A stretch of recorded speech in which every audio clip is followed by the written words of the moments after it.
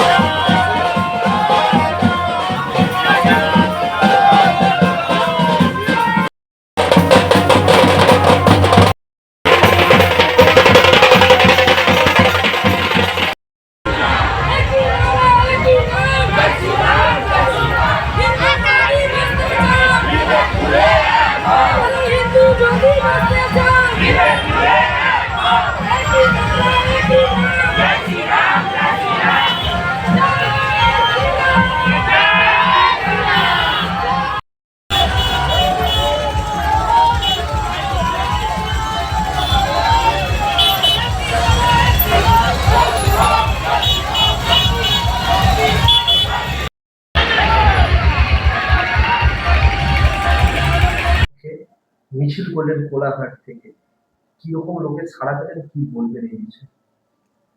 আজ মর্যাদা পুরুষোত্তম রামচন্দ্রের পূর্ণ জন্মতিথি, তাই পূর্ব পাঁশকুড়া বিধানসভার সমস্ত বাসিন্দাগণকে আমার প্রণাম, আন্তরিক শুভেচ্ছা জানাচ্ছি।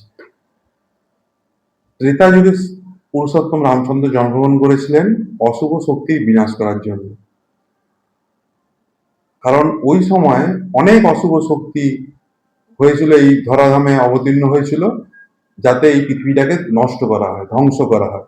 তাই ঈশ্বর অবতার রূপে ত্রেতা যুগে রামচন্দ্র হয়ে আমাদের ধরাধামে অবতীর্ণ হয়েছিলেন ওই অশুভ শক্তিকে বিনাশ করার জন্য।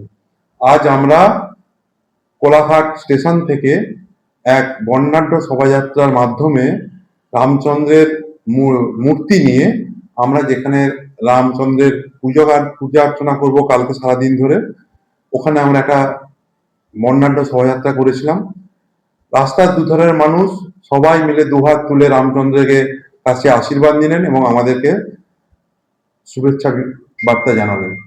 প্রচুর লোক, জনসংখ্যা তো গুণে ঠিক বলা যাবে না, মিনিমাম 4-5 হাজার লোক হয়েছিল। এছাড়াও রাস্তার দুধারে মানুষের ঢল নেমেছিল এই শোভাযাত্রায় অংশগ্রহণ করার জন্য এবং এই বর্ণাঢ্য শোভাযাত্রাতে আনন্দ উপভোগ করার জন্য। কারণ রামচন্দ্র ছিলেন মর্যাদা পুরুষোত্তম রামচন্দ্র।